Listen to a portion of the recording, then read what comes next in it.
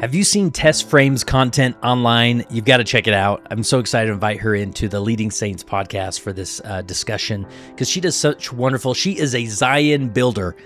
I mean, she's such a great example of this, where an individual who's putting content out there explaining what it looks like to show up as a disciple of Jesus Christ, as a covenant bearer, to step into our faith tradition, into our communities and say, okay, I may not have a specific calling that gives me, quote unquote, permission to do A, B, and C. But you know what? I want to have an impact. I want to have an influence on my community, on the world at large as a disciple of Jesus Christ. And you can see quickly by checking out her content just how effective that is. So I wanted to bring her in to the Leading Saints podcast and just have a discussion around this as far as the women's experience in the church. She highlights some women in the scriptures and just how they have inspired her to step into this covenant discipleship life that she leads. And then as far as the Relief Society experience, how can women show up differently there, especially when there's like that hierarchy that kind of feels heavy, or, you know, I don't know if we can do this because maybe the Relief Society presidency doesn't want to do it, or you are in the Relief Society presidency and you're like, well, my bishopric doesn't want to do this, but I feel inspired to lead the women a certain way. And anyways, just phenomenal concepts to consider, and you're going to enjoy this episode. I encourage you to drop this link into an email or into a text message and share it with somebody who comes to mind, and they'll thank you for it. So here's my interview with Tess Frame. All right, Tess Frame, welcome to the Leading Saints podcast. Thanks so much for having me. I'm so excited to be here. Now you're kind of Instagram famous at this point, right? I know you probably don't want to put yourself on that pedestal, but I see your content all the time. That's so fun. I'm so glad my stuff is getting out there. I set out to just kind of contribute to the conversation. I saw so many voices about the women's experience in the church, and I was like, that's not representative of my experience. And so I was like, I'm going to just jump in there and contribute my experience and give, hopefully, just maybe not a wholly representative perspective on it, but at least representing my experience. Yeah. So, yeah. And it seems like, I mean, correct me if I'm wrong, but there's sort of like this entourage of ladies in the church like you that, and I know you're all friends and connected and share each other's content. Is that true? Like you're all sort of have this mission of representing women well, Latter-day Saint women well online? Yeah, I mean, I think that there are so many women who felt that at the same time and there kind of was just this uprising of female influencers who wanted to represent that in a more optimistic and accurate light than what media was typically portraying. But an entourage. Is that a bad way to frame it? Well, I'm like, if there is, I'm not part of it because I'm located in Southern California. Okay. And so many of these LDS creators are based in Utah. So I'm like, I actually feel a little bit on the outside. I have so much FOMO when they have all the events and stuff. I'm like, oh, I wish I was there. To be honest, like my wife and I, we would love to live anywhere outside of like Idaho and Utah and those areas, but as a Latter-day Saint content creator, it is very convenient to be in Utah, and with all that's happening here, you know, the networking is unbeatable. Yeah.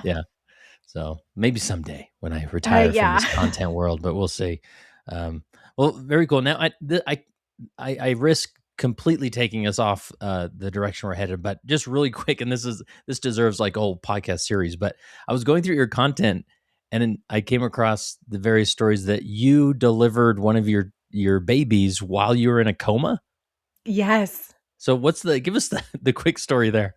Well, it's crazy. I wasn't really there. So right. everything I know about it has just been told to me.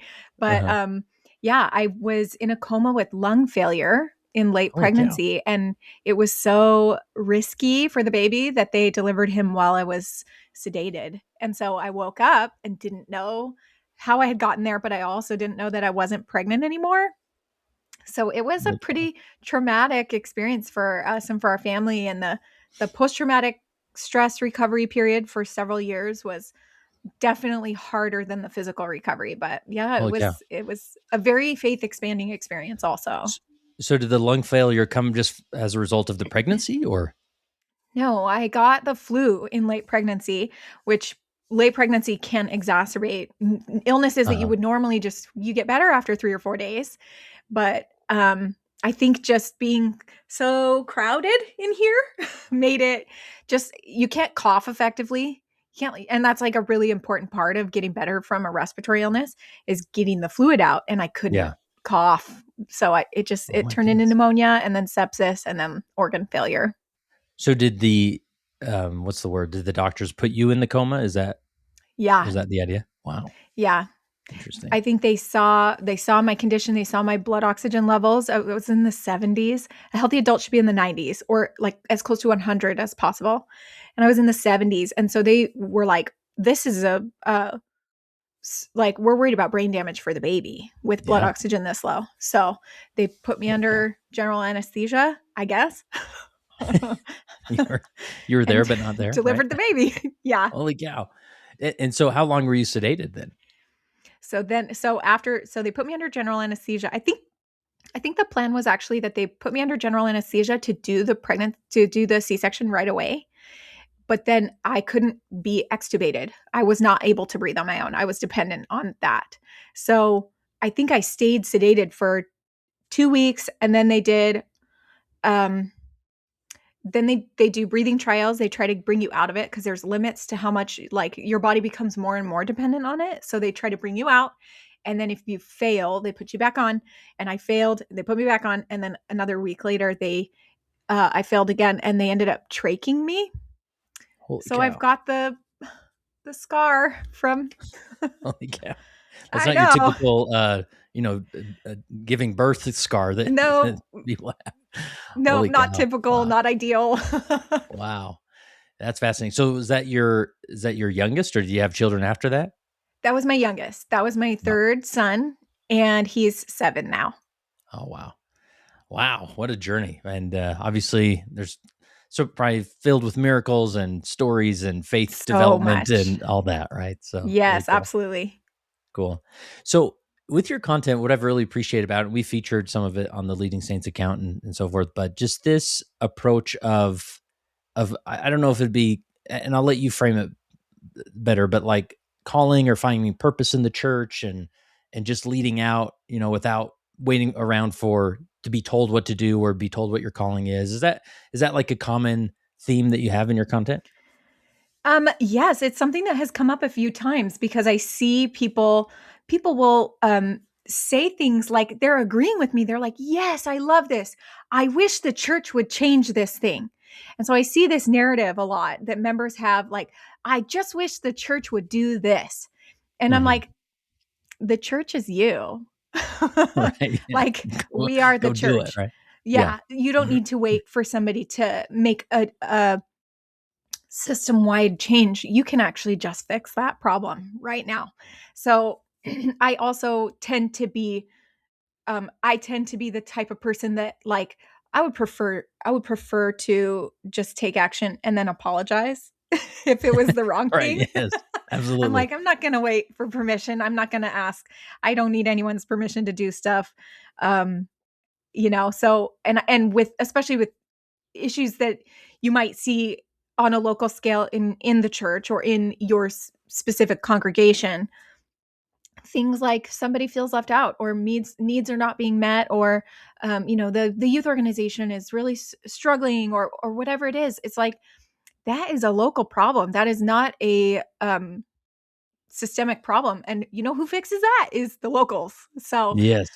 I like to encourage people to just identify that need, and especially because people don't recognize that them identifying the need and thinking to themselves, "Man, someone should really do something about that." That is a prompting. That feeling that you just felt where you recognized a need and you wish someone would do something about it, that is the spirit telling you, "This is a problem. You could fix this. Someone could fix this. Maybe it's you." So, I like to Yes. encourage members to take some initiative. Yeah.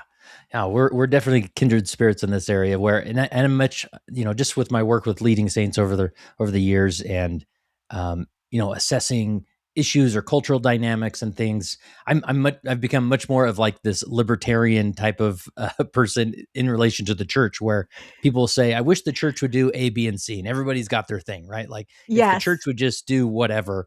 And I'm always like, whoa, whoa, whoa. I don't think you want the church to do that. And let me give you several reasons why. And there are Yeah. examples in the past where I feel like when the institutional church steps forward and creates programs and policies and things, it doesn't fit everywhere. And then it's never a great fit for the Well, local church when it could, but if it's driven by the local church, it could be a really good fit, you know? yes, and the libertarian mindset is a great way to describe that, where you're really just like, I just want to be governed less. I just Yeah. want to be like, and when sometimes programs are incredible and like we need them, but sometimes programs are created to solve a need, and all it does is create dependency on the program. Right. So, Yeah. yeah, and that's what we want to avoid. And that I think is what I really think that is what the church is trying to avoid. The church, meaning like the church organization, they're trying to get us away from dependency on that third hour, away from dependency on the scouting program. And, so they're like, no, this is home centered. This is you. You are the church. And we are here to support you and your decisions. So it really is, that's how it should work. Yeah. And then how does this concept, what's the uniqueness of this in as far as your experience as a woman in the church? I mean, is there any different approaches to that? Because sometimes it can feel like, the men are calling the shots, because of the priesthood and keys and things like that. But what's that experience like for women? I think a lot of women probably do feel that way, that like I can't and there may be not just that they feel that way, but there may be ward situations where it's like the Relief Society can't get anything done because the bishop wants to approve everything first. Where it's like there does feel like there just is this barrier of approval that she has to meet, and she's not able to act in full capacity in her stewardship. And I do see that as I don't want to call it a problem, because the bishop is the father of the ward, but also when that power is when that position of leadership is used to the extent that it is now prohibiting other leaders from doing their jobs and supporting you as the main leader, then now it's creating barriers and it's creating a hierarchy which we should be avoiding. So I think as women, what I've seen is women really are very action oriented, and most women really will try to just fix problems. Um, but yeah, I think on a local level, sometimes that the leadership, the way that it's organized, can lead to accidental hierarchy. Yeah. Yeah. So what would you say to a Relief Society presidency or even women in general, as far as like, it's if you met my bishop, Tess, you would understand just how difficult this is. And, he's ruling with an iron fist, or we can't get anything done. Or, I mean, what advice would you give to that group of people? I have had I have had leadership situations like this, and I want to be careful because I love these people Yeah. dearly. So Yeah. I There's don't at all good all want to. intentions. Yes. Of course, and everyone is leading in the way that they know how. But I have found myself where, like, I am just totally mentally murmuring against people that the Lord has called. And not that feedback is never allowed, but also to the point where, if you're talking about this with friends and you're actively undermining leadership, that's also not productive. So I would say Relief Society presidents, like, what can we do? Um, the purpose of the Relief Society is not just like bring treats and deliver cookies and Yeah. have craft nights. Like, that's not the point. Those are great things because those do actually serve local relationships and build community. And like, you are ministering to the one on a small scale, which is important. But like, the organization as a whole is meant to provide relief, which is something we do not need permission for. That really is, we see a need, we meet it. You can bring meals to new families in the ward. You can organize like dinners for 8. You pick 4 families in the ward and you just randomly can assign, like, we're going to just shuffle families so that everybody gets to know new people. We're not developing these cliques. You don't need priesthood approval for that. So I really think being a relief society organizer or member, it comes down to, where can I provide relief? Yeah. So for the leadership, it's just see what can be done. Where you need approval, and that's that's something you have to work out with your local bishop. And maybe that's something, if that's a barrier, you have a private conversation with him as a president and as a bishop, that like, I feel like I am being inhibited in my stewardship here. These are the things that I agree that should get approval from you and that we should work together on. But these are the things that I feel like I should be able to act without being held up or having like delays. Because a lot of times bishops have jobs and they can't get back to you right away, or they're ministering to their people, so it's like it just causes this chain reaction of slowness or extra communication that's not always necessary. So really, my encouragement is just do something. Yeah. Yeah, that's really good. And not to mention, I mean, there's also really ambitious women in the ward who are not in official Relief Society presidencies or roles, who are maybe even feeling the same drive, but then it's like, well, I'm not the Relief Society presidency, so I can't do that. I can't lead out or whatever. And when in reality, there's a lot that you can do and have impact. Right? Absolutely. And that is, to me, I think of the ministering program. I'm like, that's what that's for, is that basically you see a need and you meet it. You don't need approval. You don't need organization. You just figure out, based on who you're talking to and who you're friends with, whose family needs a priesthood blessing. Can your husband offer that? Can you call their home teacher or their minister? Can you call the bishop? Can you call somebody to come help? You can help organize those things without putting it on someone else. I think that is the point of the ministering program, is to put each member in charge of what they notice. Yeah. Yeah, and I've often seen this where, and I frame it as I call it my shrink and expand principle, where maybe let's say you're in a Relief Society presidency and have this inspiration, this idea that, oh, we're going to do this monthly activity and it's going to be focused on, I don't know, like family or insert whatever principle, and we're going to meet every month on a Saturday, and we're going to do this and that, and then you take it to the bishopric and they're like, nope, we don't got the budget, our focus is elsewhere, we're not doing that. And you can kind of feel deflated, like, but no, I felt really driven there. I wanted to do that, right? And so, and again, we respect that authority and the keys which they're directing the word by, and so we shrink in that area, but then find other areas to expand. So then it's like, well, I'm going to do it at my own house. I'm going to invite 5 women that I'm close to in the ward, and we're going to do that on the home level, right? Now the bishop can't come and say, you can't do that in your home. Like, do what? I'm sorry. No, this is my home. This is I determine what happens here, right? You may not announce it as an official church program, but you're still having impact in the lives of women, and then you could get some momentum and then grow, and then everybody wants to be a part of it, right? So there's always this opportunity to step back and say, okay, like I've got some resistance there. I'm going to see where else I can have impact and expand my influence. So. Yes, absolutely.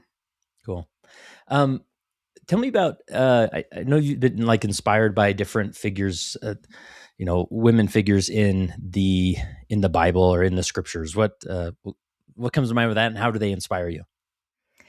Okay. Wow. There's so many. And we're studying the Old Testament right now. And I feel like every book has at least one or two really incredible women. And sometimes what we're learning is that they have like massive influence, not for the better.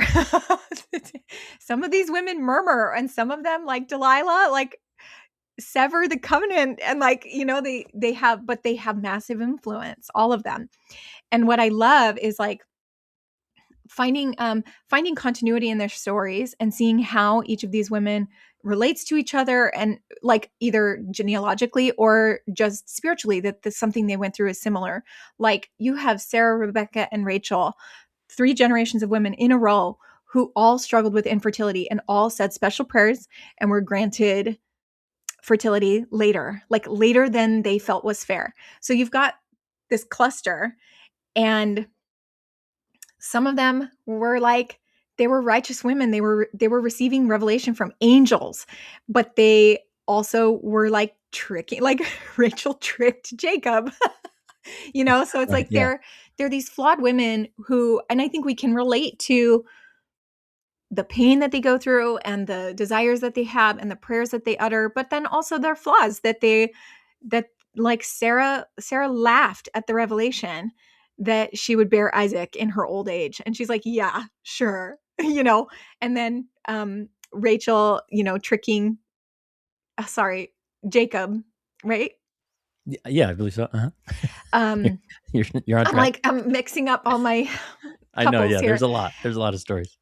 And then we look later at Rahab. Rahab is a woman in the city of Jericho. She's a prostitute woman who is outside of the covenant. She's a Moabite, and she harbors Israelite spies, and that action contributes to the fall of Jericho, which is important because Israel needs to inherit that land and kick the Canaanites out. And so but she's a Canaanite. And so you see her conversion and her help in the purpose. And then because of that, she is blessed to be in the lineage of the Savior. And so it's like, wow, you see these ways that women can contribute to the work by just like letting spies stay in their house, by waiting in patience for their baby, for like Ruth is another one who, by the way, marries Boaz's son, or sorry, Rahab is Boaz's mother. And so that's where that genealogy continuity comes in. It's really cool to look at it like a whole fan chart. Anyway, Ruth now is another Moabite woman, and she commits to the covenant. And the declaration that she makes to Naomi is not just her saying, your God will be my God, where you go, I will go. She's not just saying, I'll stay with you because your husband also died, my husband died, we need someone to take care of us. It's not just a statement of personal loyalty. This is also a statement of loyalty to the covenant, that she's like, no, I have been converted. My God is your God now. I'm staying here. I'm not going back to my family of origin just because my husband in the covenant is dead, which the other daughter-in-laws did. They went back. So you see this incredible commitment. And what I love is that statement of commitment of faith, that she's staying with the covenant, but she's also staying with this woman who I'm sure she has grown to be close with. This statement is between woman and woman. And most of the time when we see declaration of covenant, it's either between man and woman or between man and God. And so woman to woman is a really incredible, sweet thing that we see Ruth do.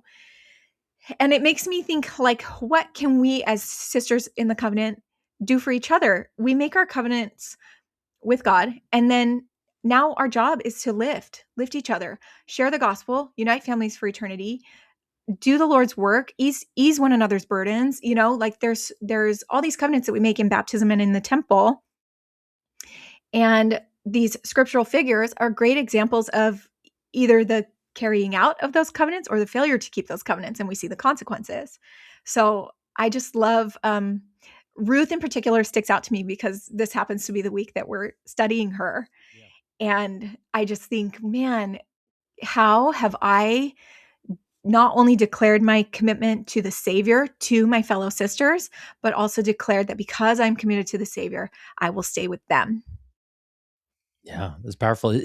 Any advice on women, or just, I guess, anybody who wants to study the women in the scriptures better, or, I mean, any specific approach you have or resources you use or look to?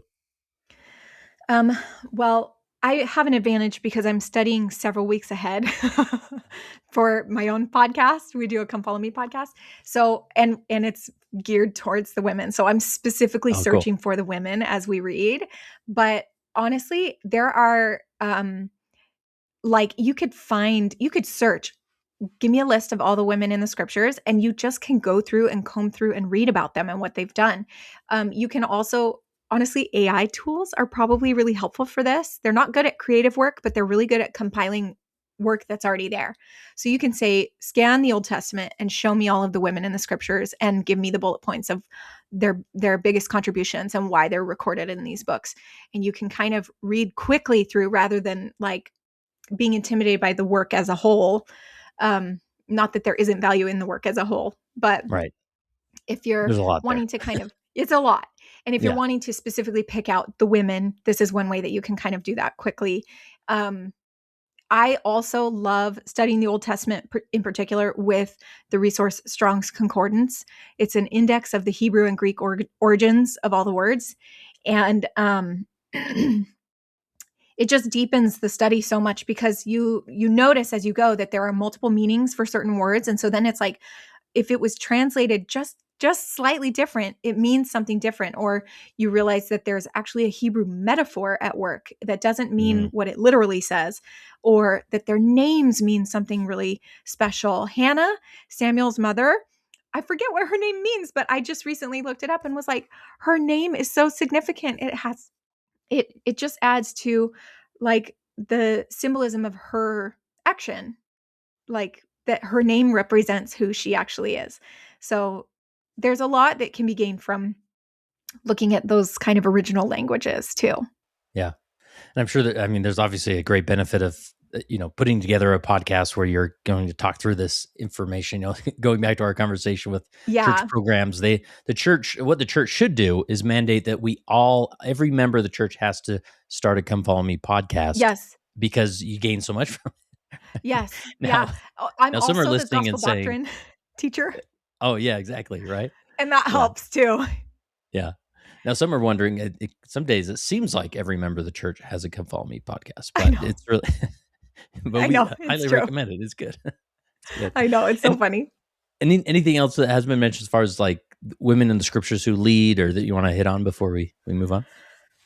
I think that's it. There's also I guess one last thing would be there are a lot of parallels. If you start looking at the women as a group, then you notice things like don't study Sarah and Abraham isolated from Rebecca and Isaac, and then isolated from Rachel and Jacob. It's like, man, this is a family. This is 3 generations of people. And then you look at how their problems are so similar and what is promised to Yeah. each one. And then you look at Hannah and the prayer that she utters and how it's so similar to the prayer that Mary, the mother of Jesus, utters like 1,000 years later.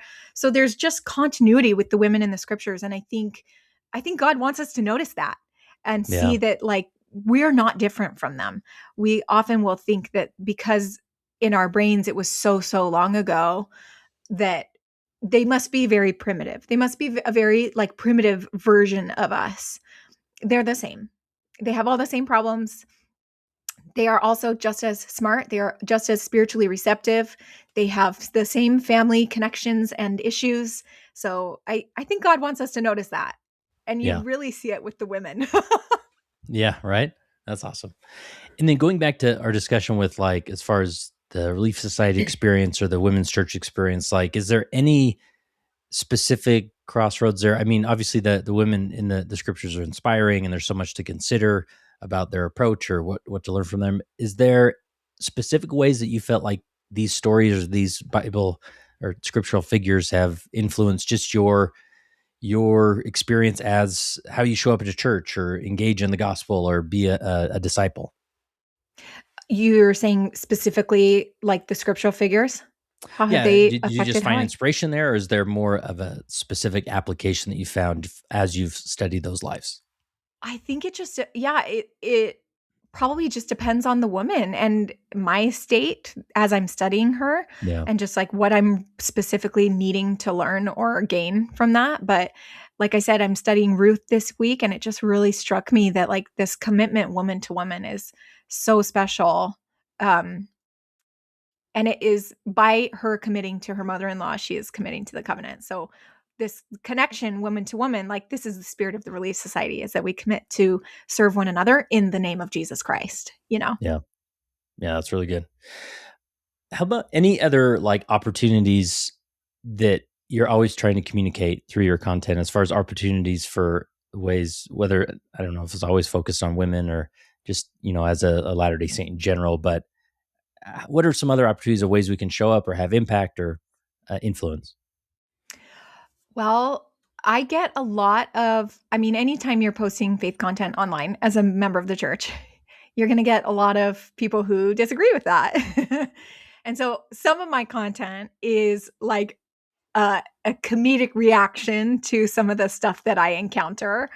Uh-huh. I try mostly, I think I reached a point where I was like, I'm not actually aiming my content at non-members and certainly not at people who hate my church. I'm Yeah. talking specifically to women in my church who like are wanting to find a lot more joy and fun in their faith and in their practices, and also who are feeling like, what is my purpose? My purpose can't possibly just be baking cookies and needlepoint. That can't be it. Like, there's got to be something bigger. And so I show up personally on my account with this, with the intent to connect with and inspire women who are active in the church to deepen their study, but also to like really dig and find the fun in it and find the joy in it, because that really should be the fruits. I feel like, did I answer that question? I feel like I might have gone on Yeah. a little tangent. No, that's good. I mean, just, you know, recognizing that there's moments of discontentment, but to then orient yourself towards the opportunities, right? And I think that's the target that you're aiming for. And because there are so many of these, this gravity of conflict, or I can't believe that person said something, I'm going to respond to it. Or when in reality, there's so many women in the church who are looking for deeper meaning, and that's kind of where your bread and butter is, right? Yeah, and I'm the one I'm getting a lot of that like negativity online, and I realize it's not helpful actually, for if I am talking specifically to active women in the church who are looking to deepen and have more fun and have more connection in their faith. It's not helpful for me to be like demonstrating all the time how I respond with comedy to people who hate my faith. They're not encountering that the way that, on the scale that I am, because they're not doing the same thing that I'm doing. What are they dealing with? They're dealing with, my neighbor just moved in and she's pregnant. How can I help her?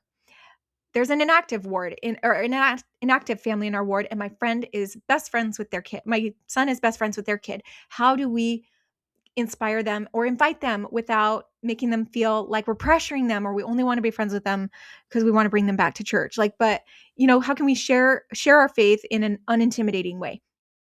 Yeah. And so I'm thinking they're dealing with lives on a local, real, personal scale, not the widespread disagreement online that I encounter. Yeah. Yeah, so I Yeah. just kind of had to gear my content like, who am I actually talking to and what are their problems? Yeah, that's really a helpful reality check. And I think you have to reconcile that as a content creator, maybe more than someone just passively consuming content. But, I often hear things like, the world has never been more divided, or our communities have never been more divided than today. But I'm like, maybe we've just never had as much social media as we do Yeah, today, you're just because seeing all of it. yeah. And I often frame social media as the drug house in the neighborhood, right? Like, if you walked into the drug house and got yelled at and assaulted and beat up, and you went home and you're like, you will not believe what happened to me today. I went down straight to that drug house and got yelled at. Your family would look at you and say, well, that's because you went in the drug house. Like, don't go in the Yeah. drug house. And right? And I get it. I mean, I don't mean to totally frame social media negatively, but we always have to keep that in perspective. Like, when those negative comments come, that's because the nature of that platform will stimulates that kind of reaction, or it emphasizes Yes. those voices that the everyday person who's just going about their life, they don't walk through the grocery store and suddenly get yelled at or Get about their screamed at. religion, right? Yeah, So it's tricky for sure. absolutely. Any advice on, because this is one thing, um, and these are perceptions. I'm sure there's research behind it, but obviously social media is a unique power against women today, and it impacts women differently. And, just like take Instagram, for instance, like that is, I mean, I use Instagram a lot, but it is primarily a female platform, right? Like, the vast majority of people using Instagram are female. And the way it, I think, just impacts the mind, both male and female, but where, as far as like observing other people's lives, and we only see the good, and the messages you talk about, sometimes the negativity, or it can suddenly feel like, oh, I didn't know we're so divided. But again, we're just sort of that hit after hit after hit. Any Mhm. advice or approach as far as for women and social media, and how to approach it or understand it, or keep it at bay if you need, or what comes to mind? Um, I mean, okay, it is designed on purpose to be very addictive to you. Yeah.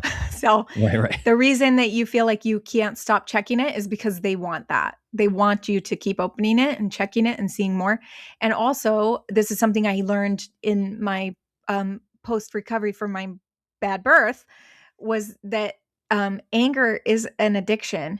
And so your brain gets this really satisfying hit every time you see something, just even if it's just a little bit triggering, and you just leave a mean comment, or you're in an argument with someone and you're so convinced you're right, that just gives you this little tiny pow explosion of a hit in your brain.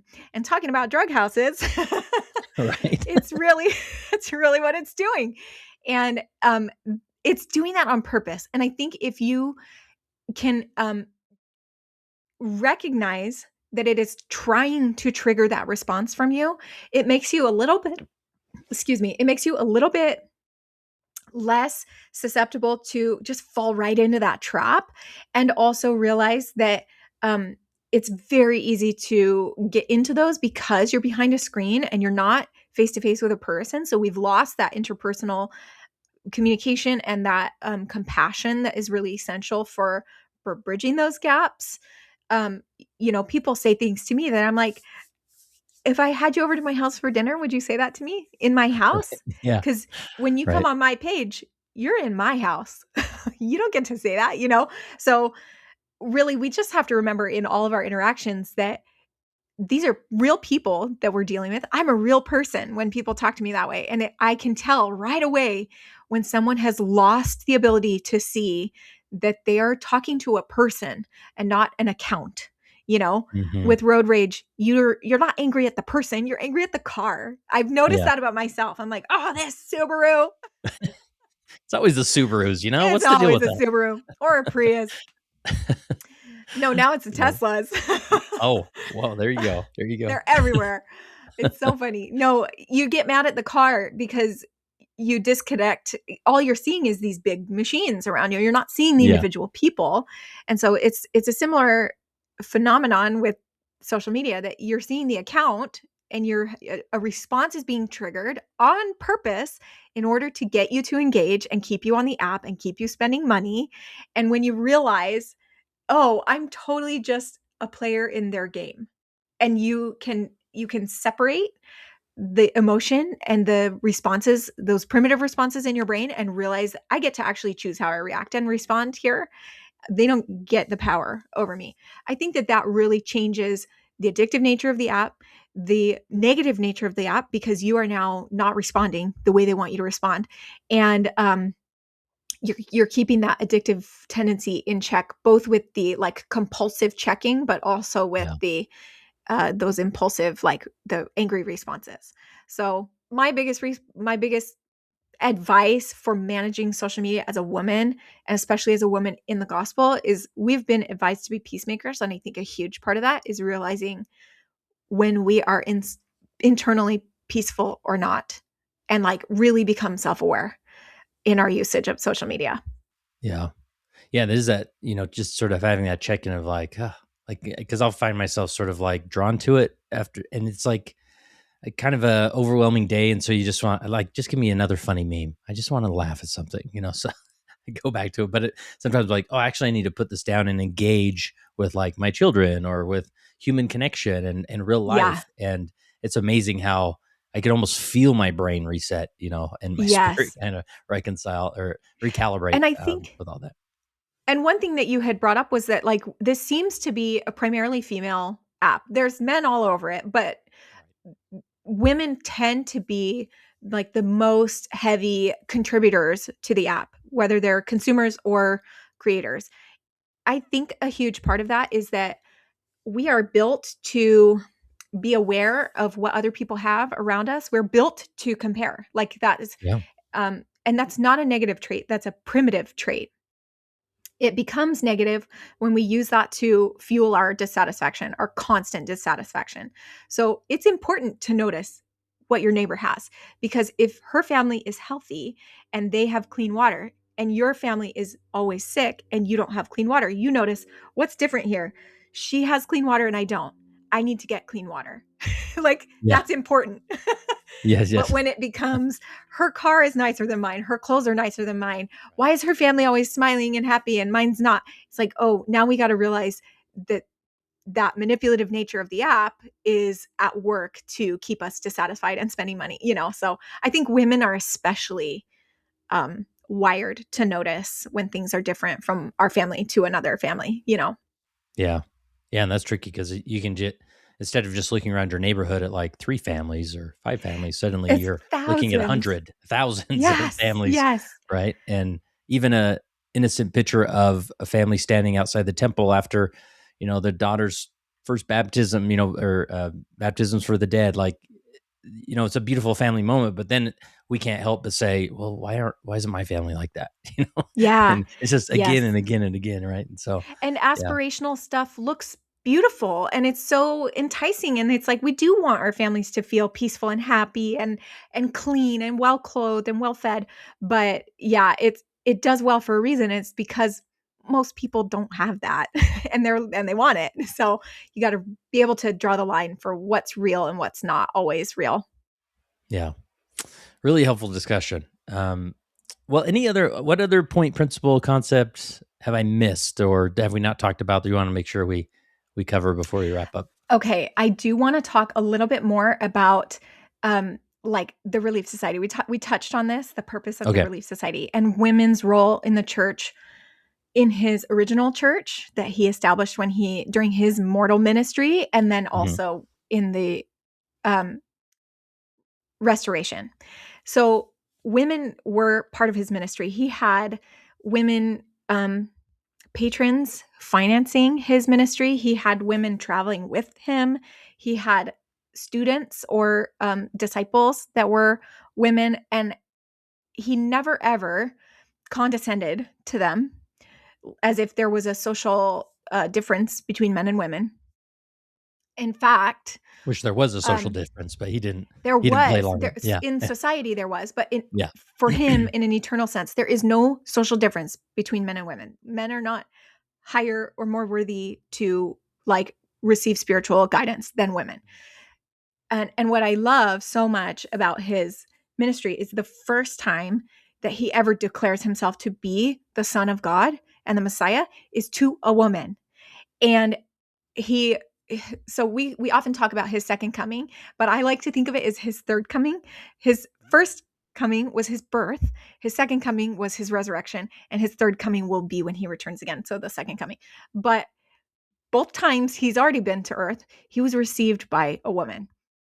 So I'm like, Yeah. Wow, that's awesome. what is that? What can we maybe think is going to happen Yeah. for the third one? Yeah, yeah, that's I interesting. Yeah, wonder. I've never thought about that. I think, angels come and they prepare women to receive light and goodness and welcome babies and raise babies. Like God is so depending on women to carry the work forward. So that's kind of the view that I have of women in the original church and in God's purpose for women in scripture. And then when we look now at the modern church and the reestablishment of Christ's church on earth, and then also the establishment of the Relief Society, it's a really funny and interesting journey that women have gone through. So that social hierarchy of men and women just kind of got wider and wider and wider as time went on. Or maybe it didn't. Maybe it was always that way, but it just seems like, man, the 1800s, like I just view women as like back then as like, wow, that I don't know if that was for me. I don't know if that's for me. You That wouldn't I have picked that century to live, right? don't think so. Yeah. Yeah, it's not for me. But the establishment of the Relief Society began as application based. You had to like apply to be part of it, and not everyone was approved. And it was a women's exclusive organization, and the point was that women would come together to help and support each other or receive support. So if somebody was widowed, the women in the group would pool together and make sure that her children were clothed, that they had food, that they could get her a job, like some kind of job selling goods from her home or repairing clothing, tailoring clothing, just they would work together to make sure that needs were being met in their community of women. And as it expanded it the application system dropped. But I just think I look back at that and I'm like, that is so funny. And I think that women do this where there is a little bit of a who should we let in?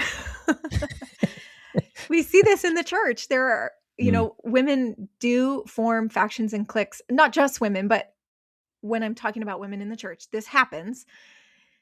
And I think we've got to make sure that we look at this as like everyone at church, all the women at church are part of this organization, whether they attend or not, whether they contribute or not. Like this organization is for everyone. So when we are, every ward has doers. Every ward has like heavy contributors, people who are just going to show up. And sometimes there are people who just don't show up a lot. It doesn't matter. They are still part of the kingdom, whether they're contributing or not, whether they're contributing in your eyes or not, I should say. Anyway, so I've been listening to the book that the church put out about the establishment of the Relief Society called Daughters in My Kingdom. And I'm not even finished reading it through. They published it in 2011. And I remember receiving the book and they talked and talked and talked about this book. And then I never heard about it again. Yeah. And kinda. like never again. No one ever mentioned it again. It's available on the app. So I'm listening to it on the app. And it is a little dry because it is very like history heavy. But some parts of it, I'm just like, wow, this is incredible. You really learn about the true purpose of women in God's kingdom from this book because women really are the helpers. That is so deeply our role. We are meant to be nurturing spirits, Mary and Martha are great examples of this because they each had different skills. One was a listener, one was a learner, and the other was a server. She wanted to clean and cook and wash and like Martha, and Mary wanted to sit at his feet and learn. And they both are disciples in their own way. They have these different gifts that make them essential. And so when we look at it that way, it's like everybody has something that they can contribute to the group as a whole. And I don't even want to make it sound like, like a big social program, but like that is what makes the world go round is women noticing things and meeting needs. And I think our maternal instinct plays a big role in that. And when we connect deeply with the purpose of women in God's kingdom and the purpose of the Relief Society, the real purpose of Relief Society, it's harder to forget. It's harder to get lost. It's easier to remember. And like, oh yeah, when a need is noticed in my local community and I see it and I contribute and I help lift people up and I just ease their burdens, I know also that my community will do that for me. So it creates this element of trust in the organization that, which is the law of consecration, which is something we covenant to participate in, So I'm having trouble articulating it, but the purpose is so much bigger and so much greater and more important than I think we sometimes think it is. Yeah. Seems like an organization that they would name the Relief Society, right? Yes, yes. Rather than it's not just like a women's group or it's where the women go on Sunday or whatever. It really Yeah. is a society aiming for relief, right? Yes, and it's global too. So, but it's I think sometimes when we think of it as a global organization, we think, "Oh, we need to offer global humanitarian aid," which we do, but don't forget that it's local first. Yes. Yeah, that's powerful. That really is because there's so much we can do. And it is tricky at times. We have such a successful, awesome institutional church that is doing a lot of humanitarian stuff. And we can, sit in between conference sessions and look at the world in review or whatever they call it, where, oh, look, all those trucks pulling up with food. It's some, remote village or whatever. And like, we did that. That's good. But no. Like, what about your neighbor across the street? Or, we have such an important role to play locally in conjunction with this humanitarian effort internationally, Yes, right? 100%. That's good. That's awesome. Anything else about like Relief Society or that experience that we should consider or? I think that's it.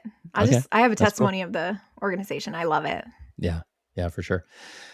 So before we wrap up, I have one more question, and I don't mean this as a gotcha question. And if there's nothing here, we can edit it out. But I don't mean to catch off guard, but am curious just because I do um, so much men's work in our faith tradition and elsewhere. Just from your experience and the content you're creating, obviously, focusing on the woman's experience, how can we help men in the church from your Oh my perspective? gosh, I'm so glad you asked me that. Oh, I got good. nervous when you were like, "I don't mean this as a gotcha." I'm like, "What is it?" Nice. I'm so glad you asked that. So, women have women have Relief Society and primary and young women, and now we also share Sunday school. That's That's right. 4 auxiliaries, which they don't Would you call like it the that anymore, bishopric but next? I know, and men have the bishopric, which includes young men. It's not a separate organization anymore, which is so that's one thing, and they have elders quorum. And I think the men are getting the shaft right now. I think women have so much we really are so action oriented. We are so productive. We notice and we do. And I think the men do that too, but the emotional and connective community needs of the men are overlooked because women have their days free. Like if you are a stay home or work at home mother or woman, you've got time during the day to be able to minister in this traditional way. Um, Men typically work full-time jobs, and then they might have like a calling, like if they're in the young men or in the bishopric, they have a calling once a week that they do. They're taking their kids maybe to sports, or they're exhausted at the end of the day. And so there's not a lot of capacity on an individual basis for like more stuff to do, which might be why they feel like, okay, we'll split the Sunday school presidency. Like we're beat. But then I look at it and I'm like, I've never sat in on an elders quorum lesson, so I don't know. Is there a lot of emotional connection happening here? Are there friendships being fostered? Are they caring for each other and making sure um, you know, that they aren't lonely or alone? I just the reason I paused is because it struck me that I already know the statistics for male depression and even suicide rates, and Yeah, it's upsetting. yeah. So obviously there's a gap here. We are not caring for this demographic in the name of like equality, that we want to make up for this lost this um sense of inequality that a lot of women feel that they've had over so many years. So it's almost like revenge. Like, well, then we're not caring for you. We're going to take the Mhm. position of power and we're not going to take care of you. And I don't think this is a widespread church thing. I just think this can be a social mindset that affects men negatively. But within the church, I do wonder, maybe you can answer that. Like, is there that kind of connection for the men? Well, I mean, I'm It probably biased because I'm differs. I'm the elders quorum president right now, so like to say, well, in my ward there You're like, is, in but my ward, it's great. but no, I think generally speaking, yes, that is a huge miss. I don't hear very many men gloating about their elders quorum experience, right? And so it is a concern. And I think just those more societal dynamics, it's easy to go to a place like, oh, well, the man in charge, the one with all the authority is a man.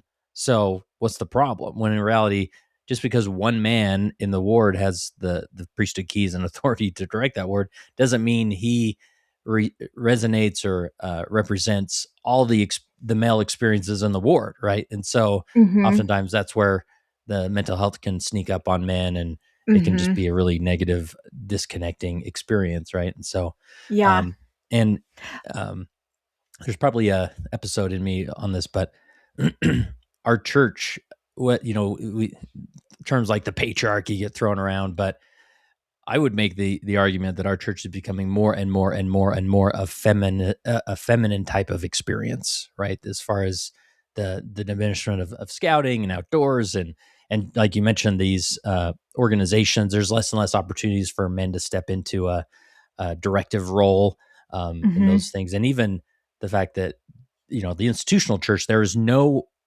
organization, there's no advisory council its primary For the focus is men. on the male experience in the church, right? There we Mhm. got the Relief Society Advisory Council, we got the young women's, young men's, and but there's no like the council of whether their primary focus is the There's not male like a experience. general elders quorum? There's not, no. So Oh my gosh, I don't think I ever put that together. yeah, I mean, on paper, people will say, "Oh, well, it's the quorum of the 12 first presidency." It's like, well, yeah, but that's not Right. their primary focus. Where Right. there are, I guess, weekly, monthly meetings where the Relief Society presidency and general council is getting together and discussing women's needs and issues in the church. There's no council for men. So there you go. Wow, yeah. Yeah. I wonder what the solution to that is. I mean, I, as a woman, probably am not gonna be the solution Right, right. Well, for and this again, particular problem. right, and going back to the beginning of our conversation, I'm not saying, well, if the church would just do this and this, it's more like Right. just being aware of like, oh, maybe we can't just assume because the bishop's in charge and he's male that all the That all the male males are taken care of. are taken Right. care of, right? Yeah. Anyway, Yeah. so Well, and I even think about on a small scale, like on a local scale, even within the wards, mothers get like we really celebrate Mother's Day big. Maybe not all wards do this, but I feel like most American wards really give Mother's Day a big yeah. to do. They get a little brunch during second hour. They get the rose or the cupcake or the whatever right after sacrament. All the talks are geared towards the importance of motherhood. Um, and then also on kind of the flip side of that same coin is there's all this consolation for women who want children but can't have them or have fraught relationships with their mothers. And there's all this kind of apologetic, similar, like Mother's Day adjacent apologizing. But like we don't do any of that for Father's Day. Do they get like a brunch in Elders Quorum? Well, in my ward, we're a couple weeks out from Father's Day, and You let's still just have say that time. there will be meat involved. So at least Oh, my ward. good. Don't come to my ward, That's so everybody. funny. We got a budget we got to stay under. So, That is so but funny. but Yeah, yeah, I just there's wonder definitely like more to consider there, right? yeah, Yeah. are we appreciating our men because the the gospel is not meant to be just men or just women. So Uh-huh. I Yeah. feel like maybe there's been a little bit of a pendulum swing where the primary focus was men for so long. And now is there maybe a little more not that it's too much on women, but it's we've lost some of that attention that should be on men. And like we should be boosting both, not just one. Yeah. Yeah, for sure. Well, really good. Any other thoughts, stories, concepts that we didn't hit on, or we do? I think we did pretty well.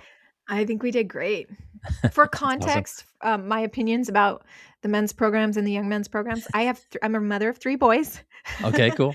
Nice. and my husband is in the bishopric right now for the 3rd year. So I'm like, he's been in the young men's program for like 15 years, most of our marriage, 15 or 16 years. So, and as a bishopric member, he's still in the young men's program. So I'm like, he has been definitely like Wednesday nights for our whole marriage are reserved. We never have anything planned for Wednesdays except mutual, so I have a little bit of a vision of like a taste of what's going on at the bishopric level and in the young men's program. But I don't know anything about the elders quorum because he Yeah. hasn't been in there. Interesting. Nice. Well, if people do want to follow your content, your Come Follow Me podcast, your online content, where would you send them?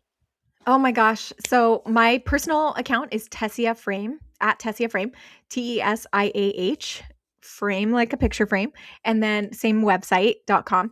And then our podcast, I have a Come Follow Me podcast with Becky Squire called Certain Yeah, Women Becky's awesome. Podcast. And you Mhm. can find at Certain Women Podcast. And then I also co-own a children's faith brand called Oh, Happy cool. Sacrament. And you can Oh, find us wow. at happysacrament.com. Very cool. Awesome. Well, really appreciate taking the time to have this discussion, and it's so inspiring. And I know many women and, of course, men check out your content, and it's be very Thank inspiring. you. So, last question I have for you, Tess, is as you consider just your journey as a leader, and obviously in your in your message, that doesn't necessarily mean a specific calling, but just your journey of stepping forward in the world and leading. How has being a leader helped you become a better follower of Jesus Christ? I think just trying to emulate Jesus Christ and his capacity for other people. I think all mothers are leaders. I think everybody has it in them to be a leader.